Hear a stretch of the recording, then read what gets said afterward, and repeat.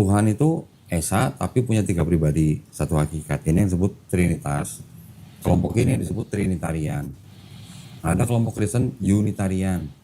Pernah dengar saksi Yehova? Iya. Ini Unitarian. Walaupun secara umum pemikirannya sama dengan aliran Kristen Arianisme, tapi mereka ada bedanya lah, tetap ada bedanya dalam konsep surga neraka kalau salah. Yang ada lagi Kristen yang disebut dengan Kristen Oneness. Oneness ini tidak mengenal Trinitas. Mereka menolak Trinitas. Mereka bukan bilang 3 pribadi, tapi satu pribadi. Bapa itu sama dengan Yesus, Yesus sama dengan Bapa. Satu pribadi, 3 pribadi.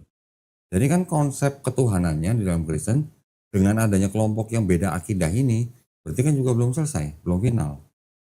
Ya. Saya pernah nanya pendeta, sampai kapan Pak beda begini? Sampai kiamat kata pendeta. Ya. Jadi konsep kitabnya belum selesai, konsep ketuhanan juga belum selesai. Kalau di Islam, mau sebutin apalah, mau organisasi apalah, misalnya NU, Muhammadiyah atau apa segala macam, ditanya Tuhannya siapa? Sama Allah. Ditanya nabinya siapa? Sama Nabi Muhammad SAW. Ditanya apa? Kitabnya? Sama, semua Quran.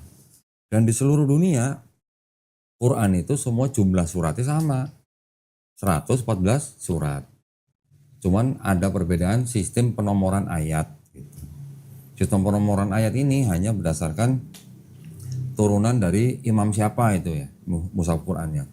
Di Indonesia menggunakan Quran yang dari mushaf Hafiz itu 6.236 ayat. Nanti di negara lain ada yang dari imam siapa, ayatnya 6.220 ayat.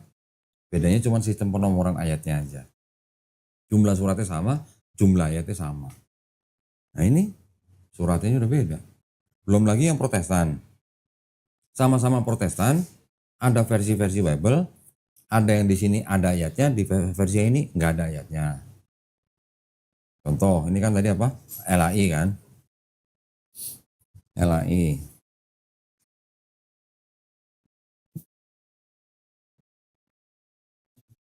Ini ada yang KJV.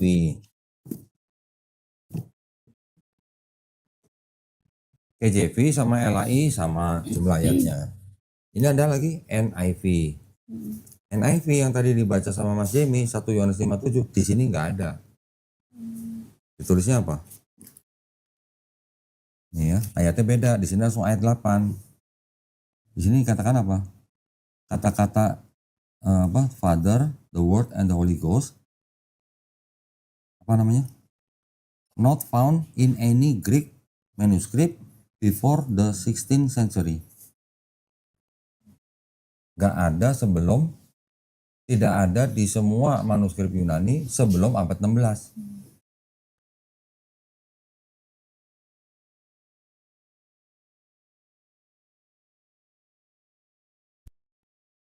Nanti ada lagi Bible versi RSV, Revised Standard Version.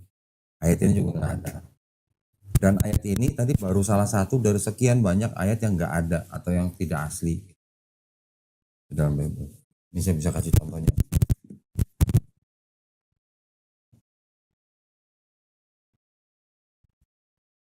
Contoh Matius. Matius 17 ayat 21 nih. Dan di sini tidak dapat diusir kecuali dengan apa? Berdoa dan berpuasa. Ayat ini tidak asli. Diambil dari Markus. Matius 18:11. Apa nih? Ayat ini tidak terdapat apa? Dalam. Kebanyakan naskah Nah, ada tulisannya tidak asli. dan diambil. Tidak asli juga kan? Nah, masih ada belasan di sini yang begitu. Belum lagi yang Markus 16 ayat 9 sampai 20. Tidak asli juga. Yang media Lukas berarti kayak comot-comot Emang gitu. Karena Matius dan Lukas itu menyadur dari Markus. Sumbernya Matius dan sumbernya Lukas itu Markus. 80% Matius dari Markus, 60% Lukas dari Markus. Markus dari mana? Nah, itu pertanyaan kita. Markus dari mana?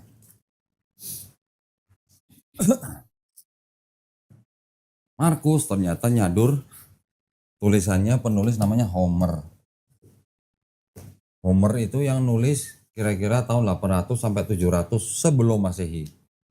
Nulis tentang siapa? Raja Odyssey. Pernah dengar kota Trojan? Hmm. Itu yang ditulis sama Markus, disadur sama Markus. Jadi banyak narasi-narasi dari ceritanya Homer itu yang disadur oleh Markus.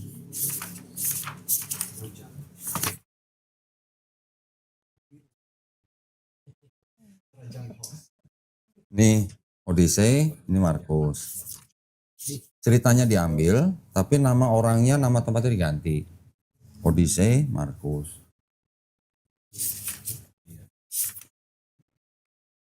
Saya belum selesai sih bacanya. Odyssey. Odyssey, Markus. Odyssey itu kan nama Nama raja. raja. Jadi penulis Markus menyadur dari Homer, Matius dan Lukas menyadur dari Markus.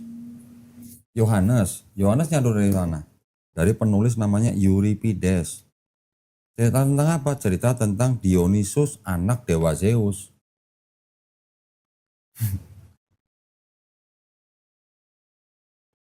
Jangan kaget nih. Saya belum selesai bacanya masalahnya. Jadi zaman dulu orang memang sudah terbiasa menyadur tulisan orang lain. Dan kalau saya nulis mengaku bernama Adi, dulu belum ditangkap. Kalau sekarang ditangkap, dulu nggak apa-apa. Gitu. Ini kayak dulu kok belum kasih lihat sih. Saya buktiin lagi nih.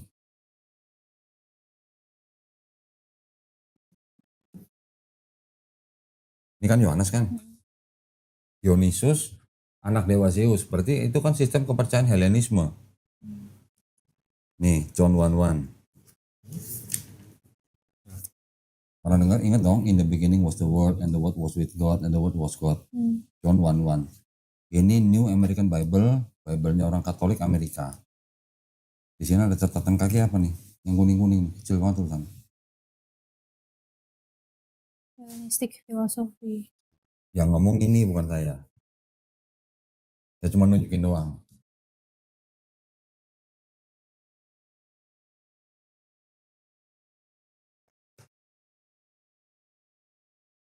Pernah dengar Justin Martyr?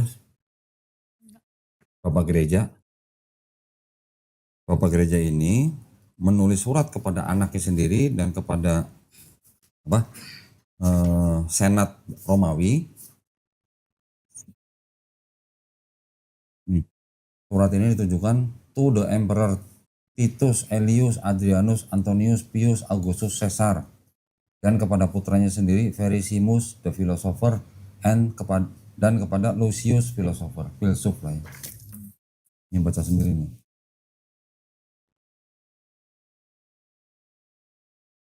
And when we say also that the Word, who is the first birth of God, was produced without sexual union, and that He, Jesus Christ, our teacher, was crucified and died, and rose again and ascended into heaven. We propound nothing different from what you believe regarding those whom you esteem sons of Jupiter. Jadi Yesus disamain dengan putra-putra dewa Jupiter. We propound nothing different with what you believe. Ya kan? Justin Martyr itu bapak gereja. Sorry kok, ini kok salibnya lorong ini kok. Nah, ornamen itu.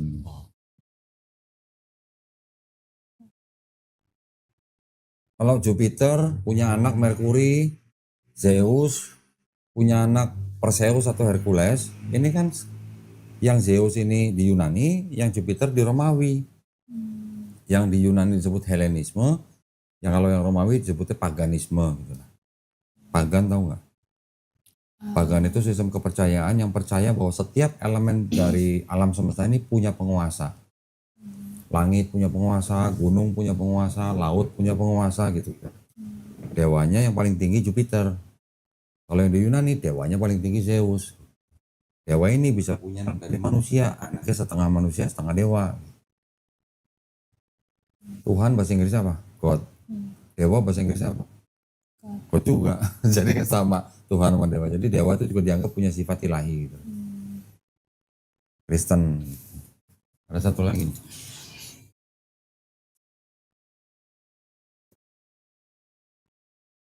Pernah dengar filosofi Platonisme?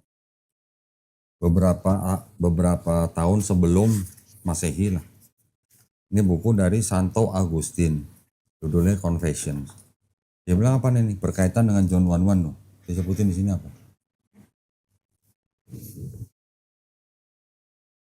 Thou pursuest for me by means of one puffed up with most unnatural pride certain books of the Platonists translated from Greek into Latin, and therein I read not indeed in the very words, but to the very same purpose, enforced by many and diverse reasons. In the very same purpose. Ya kan? Kalimat apa? In the beginning was the word, and the word was with God, and the word was God. Diambil dari buku-buku Platonis.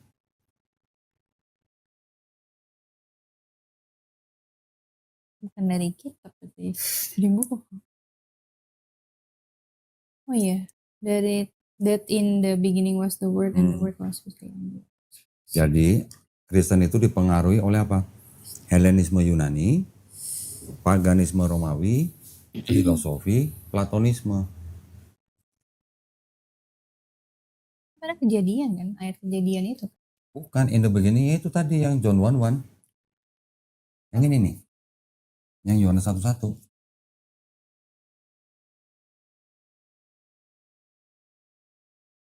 Yang ini tadi. In the beginning was the word, and the word was with God, and the word was God. Di sini disebutin Hellenistic. Di sini Platonisme juga sama. Ada kan in the beginning was the word, and the word was God. Nah itu diambil dari buku-buku Platonis yang diterjemahkan dari bahasa Yunani ke bahasa Latin. Jauh sebelum kitab Matius, Markus semuanya tuh dibikin ya. Yang mana? Yang Yohanes Ini- 1:1, ini yang si John 1:1. buku Platonisnya ini Oh, kalau tuh jauh Platonis itu beberapa ratus tahun sebelum Yesus. sebelum Yesus. Iya. Ya, Platonis tuh kayak Romawi gitu, Yunani. Yunani, filosofi.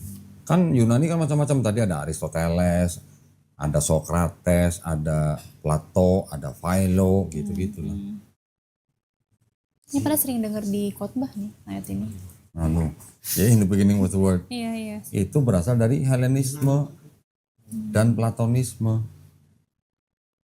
Yang disebut dengan logos itulah. Enarche, enhologos. Sering denger padahal. Kental banget ya ininya. Pendeta mana mau ngajarin bahwa itu asalnya dari sini. Buku-bukunya ada. Yang ngomong malah orang-orang Kristen. Ini Santo Agustin. Tadi Justin Martyr.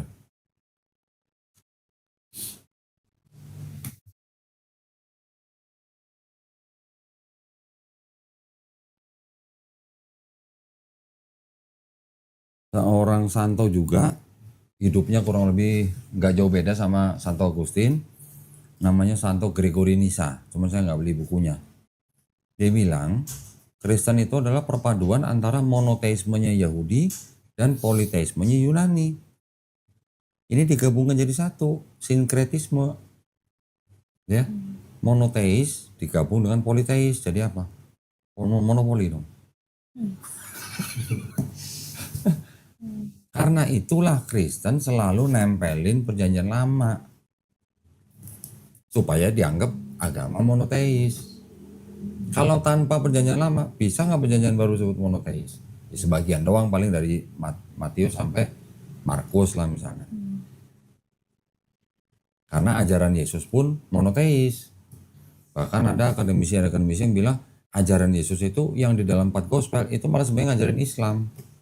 Dan dilakukan oleh orang Islam perbuatannya.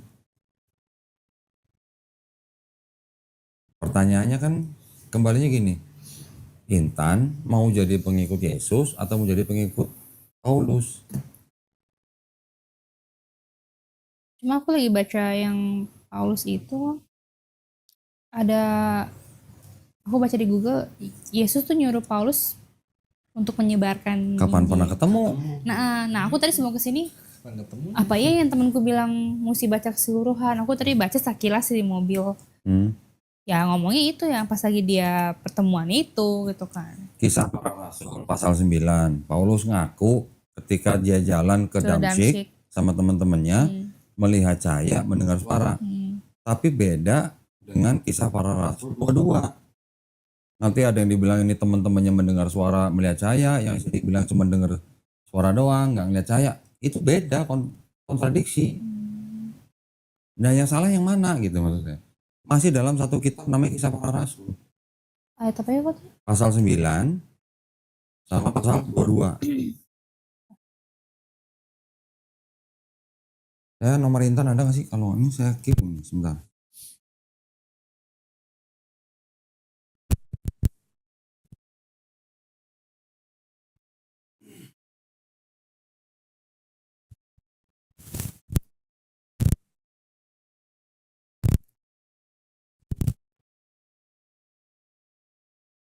Nih, foto aja nih.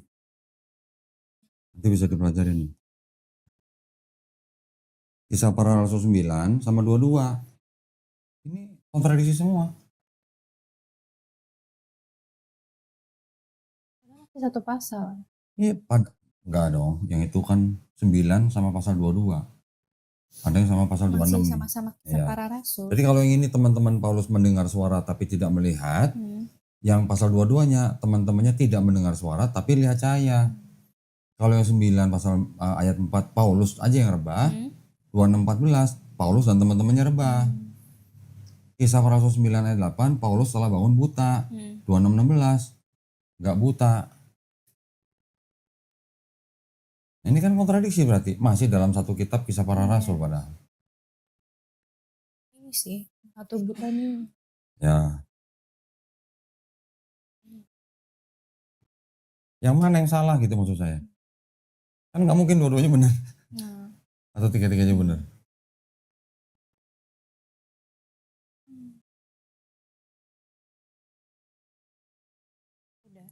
Walaupun Paulus juga nggak 100% salah. Karena Paulus masih ngajarin pakai kerudung buat wanitanya, ya kan? Tapi dimodifikasi sama gereja dan beda dengan ajaran Yesus. Terutama tentang dosa waris. dan Konsep keselamatan. Aku tadi mikir apa memang seiring waktu Yesus berubah keputusan terus dia nunjukin di ke Paulus tapi Kalau berubah keputusan bisa nggak disebut pelin-pelan? iya. Loh iya dong. Iya. Kalau berubah keputusan pelin-pelan dong berarti. Harusnya kalau memang dia kan Tuhan harusnya tahu di kedepannya dia bakal ketemu Paulus terus berubah. Tapi Iya. kan enggak. Iya. Loh kita Nggak sih dapat tidak wahyu. mengkritisi. Kita tidak mengkritisi. Kan kita di Islam beriman kepada Nabi Muhammad SAW yang mendapat wahyu melalui malaikat Jibril alaihissalam. Itu adalah peristiwa yang boleh dikatakan peristiwa yang luar biasa buat seorang manusia yang hidup 1500 tahun yang lalu, nggak pandai baca tulis, hidup dari budaya bangsa yang mungkin dianggap terbelakang. Islam punya tradisi seperti itu. Kristen punya tradisi Paulus diceritakan bertemu Yesus dengan melihat cahaya dan mendengar suara. Itu adalah tradisi Kristen. Tapi yang kita kritisi kan kenapa beda-beda gitu loh. Kisah Para Rasul 9 sama Kisah Para Rasul 22 dan 26. Kalau selama konsisten kita nggak berani klaim, nggak berani komplain. Gitu. Tapi kalau nggak konsisten itu kan yang kita bisa tanyakan. Betulnya itu kok bisa diulang-ulang itu kok kisahnya? Kok Yang mana? maksudnya pertemuan yang dia rebaskan kok bisa diulang lagi nih? Kan yang ini sedang cerita kepada siapa? Yang pasal 22 sedang cerita kepada raja gitu. Karena dua kali cerita, kalau nggak konsisten kan kita nanya. Yang ini kok katanya yang merebah cuma Paulus, yang ini Paulus dan teman-temannya ikut rebah gitu. Itu. Teman-temannya rebah berarti ada lebih dari satu ini. Harusnya kan lebih dari satu yang menerima wahyu dong. Iya. Iya. Iya. Ya maksudnya gitu. Kita nggak apa namanya? Nggak mengkritisi Paulusnya bener nggak ketemu Yesus dengan melihat cahaya dan mendengar suaranya. Tapi dari beberapa kisah ada 3 pasal ceritanya nggak konsisten gitu. Kalau konsisten kita nggak berani kritisi lah. Di Perjanjian Baru Paulus mengaku dia pernah diangkat atau istilahnya Mi'raj sama seperti Nabi Muhammad SAW, tapi dia cuma sampai ke langit ketiga. Kita nggak berani kritisi karena di Islam juga ada Nabi Muhammad SAW diperjalankan dengan Mi'raj sampai ke Sidratul Muntaha. Paulus. Di Paulus di Perjanjian Baru ada Paulus sampai ke langit ketiga, tapi dia bahasanya dengan menggunakan gaya bahasa begini. Aku mengenal seorang Kristen yang pernah diperjalankan sampai ke langit ketiga, tapi maksudnya dia tuh dia sendiri. Belum pernah baca? Belum. Dan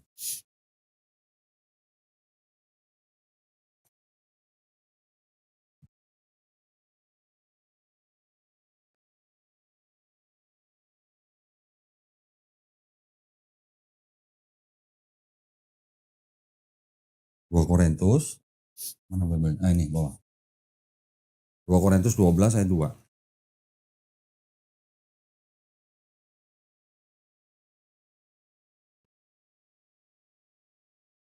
Bukan terus 2 ayat. 2 Korintus 12 ayat 2.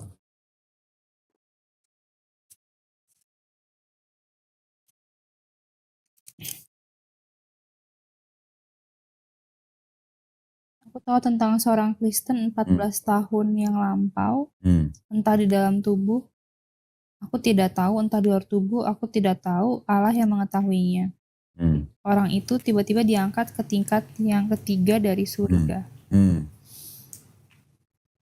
Yang dimaksud di situ adalah Paulus sendiri. 14 tahun yang lampau. Kita nggak kritisi yang begitu, karena di Islam juga ada Nabi Muhammad SAW Mi'raj. Selama ceritanya nggak konsisten ya itu hak dari masing-masing agama. Gitu. Oh iya tuh dia bilang, iya tiba-tiba diangkat ke Firdaus. Karena aku kemarin pas papaku nggak ada, sempet tuh aku kayak sama adik kayak diskusi soal Firdaus kan. Kalau di Kristen itu kan kalau orang meninggal dan dia orangnya baik, perbuatannya amal baik, dia kayak semacam di ruang tunggu gitu loh. Kalau yang baik itu ke Firdaus, kalau yang jahat ke Hades. Hades itu dunia orang mati. Tapi yang jahatnya. Tapi kalau kata adik, kalau di musim itu kan kalau orang habis meninggal disiksa kubur ya. Kalau jahat, kalau baik yang nggak disiksa lah. Oh, kirain kalau tetap baik tetapnya alam. Oh, alam barzah. Alam kubur. Oh ya, alam kubur. Manusia itu mengalami beberapa alam sebelum sampai nanti akhirnya diputuskan dia masuk neraka atau surga. Dari mulai alam roh sebelum lahir. Habis itu dia ditiupkan ke janin, dia hidup di alam rahim. Setelah alam rahim sekarang alam dunia nih, kita sekarang alam dunia nih. Ketika kita meninggal alam kubur. Ya, baru nanti ada kebangkitan, ada penghisapan dan sebagainya sampai nanti yang terakhir surga neraka. Gitu. Tahapannya banyak. Itu aja soal Firdaus sempet aku malah dibahas di Alkitab tuh ada 2 ini ya. Apa sih? Apa? Kalau di kan yang Yesus lagi disalib, kan dia ngomong ke orang sebelahnya. Hari ini juga kau percaya kepada Kanan kirinya. Hari ini juga kau akan berada dalam di Firdaus. Tapi di ayat lain apa waktu itu? Bukan ke Firdaus kan ya? Aku di Alkitab. Langit. Jadi mama kan sempet tanya si papa sekarang di mana ya gitu. Nah aku bilang ke mama, kok nih satu bilang di Firdaus, satu di mana gitu deh kok di Alkitab gitu. Apa sih? Lupa ya lo ya.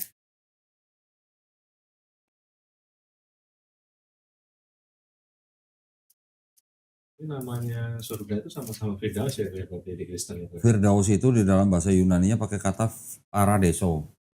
Paradis ya. Paradise ya, Firdaus gitu. Oh ini kok, jadi ada ayat di Alkitab itu nanti hari akhir itu orang-orang mati akan dibangkitkan. Jadi aku bilang ke Adi, berarti ini ada 2 hal berbeda. Yang satu begitu mati ke Firdaus, yang satu dia masih dikubur. Itu kata pendetamu waktu di kuburan kita menunggunya di sini. Iya, jadi dan ada persepsi ayatnya, lain. ada ayatnya. Jadi Yesus sendiri bilang pas akhir zaman akan dibangkitkan. Nah, aku bilang kalau ngikutin itu, Yesus bilang akan dibangkitkan, berarti sama kayak Muslim. Jadi, konsepnya kurang lebih sama. Ketika di Islam juga begitu. Ketika orang sudah meninggal di alam kubur, nanti ada hari pembangkitan. Sampai hari situ kebangkitan sama. Cuma agak bingungnya kenapa Yesus bilang yang sebelahnya dia nanti kamu kayaknya juga akan bersamaku di Firdaus. Jadi aku sempat bilang ke mamiku, jadi ini kalau si papi di Firdaus apa di alam kubur ya Mi gitu aku bilang. Itu memang Kayak poin yang bisa dipertanyakan. Maksudnya gini, Yesus ketika disalib, kan diceritakan mati. Habis mati kan bangkit dari ketiga. Tadi Intan cerita kepada penyamun yang di sebelah kanannya ya, kalau nggak salah ya. Pada hari ini juga kamu akan bersama-sama dengan aku di Firdaus. Terus ketika Yesus bangkit, berarti turun lagi gitu dari Firdaus. Itu gimana? ada misconception di waktunya. Kalau yang di satu gospel bilang cuma 7 hari diangkat. Gospel yang lain bilang 40 hari baru diangkat. Hal yang mana? Ada di dalam buku kontradiksi Bible. Saya tulis. Ini Ya itu. volume 2 habis ini. Insya Allah segera. Lagi cari penerbit baru. Ambil aja. Oh ditempel. Oh, itu ditempel, berarti Segel yang itu. ini. Waktu itu belum ada ya? Belum. Oh belum iya bulan ada. Ini September masih baru baru. terbit. Ini volume 2-nya habis ini coming soon ya. Nanti kalau mau pesan sama Melisa, udah stoknya udah terbatas banget sekarang, udah nipis banget stoknya. Itu di situ kira-kira ada 85 kontradiksi yang sampai sekarang orang Kristen belum bisa jawab. Termasuk yang paling krusial nih. Sebenarnya ini pokok-pokoknya ada di sini gitu Iya. maksudnya. Baca buku itu, debat sama pendeta aja nggak bisa jawab. Ada total berapa kontradiksinya kok? Hah?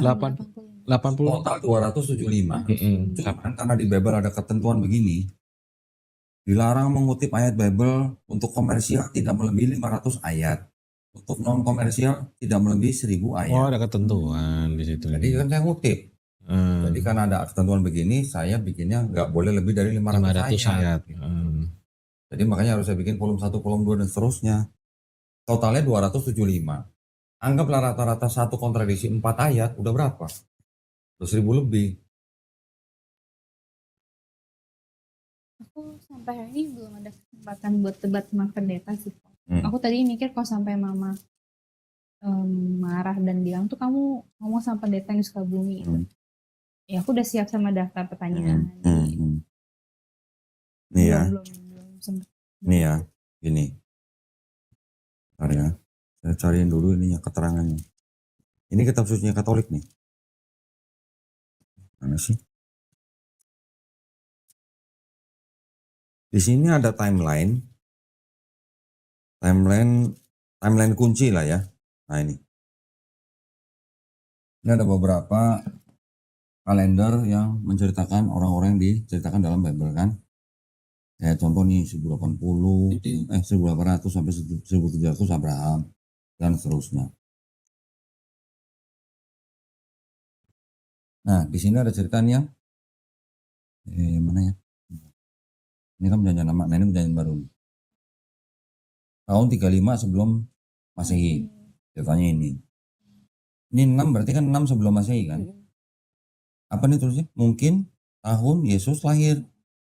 Ya. Terjadi apa nih? Kesalahan dalam menghitung awal dari 6 tahun mundur. Ya, jadi maksudnya gini. Di dalam Matius diceritakan Yesus kan lahirnya pada zaman Raja Herodes Agung belum mati. Makanya Herodes kan nyuruh bunuh bantai anak laki-laki dari- umur 2 tahun ke bawah. Iya. Herodes menurut hampir semua ahli sejarah matinya tahun 4 sebelum Masehi. Karena matinya tahun 4 sebelum Masehi berarti Yesus lahirnya kan sebelum tahun 4 sebelum Masehi. Ya dong? Iya harusnya. Bisa tahun 5, bisa tahun 6. Maksimal tahun 6 lah. Karena yang minta dibunuh kan anak umur 2 tahun ke bawah. Berarti 4 kurangin 2 tahun, 6 sebelum Masehi. Makanya di sini tulis tahun 6 sebelum Masehi. Ini tahun lahir Tuhan Yesus kan? Tahun lahir Yesus nih. Ya kan? Sedangkan di Lukas Yesus lahir ketika zaman Kirenius jadi wali negeri Syria. Nih, ada zaman sebentar. Ya Lukas 2. Nih, pada waktu itu Kaisar Agustus mengeluarkan suatu perintah menyuruh mendaftar semua orang di seluruh dunia Seluruh dunia ini maksudnya seluruh daerah wilayah jajahan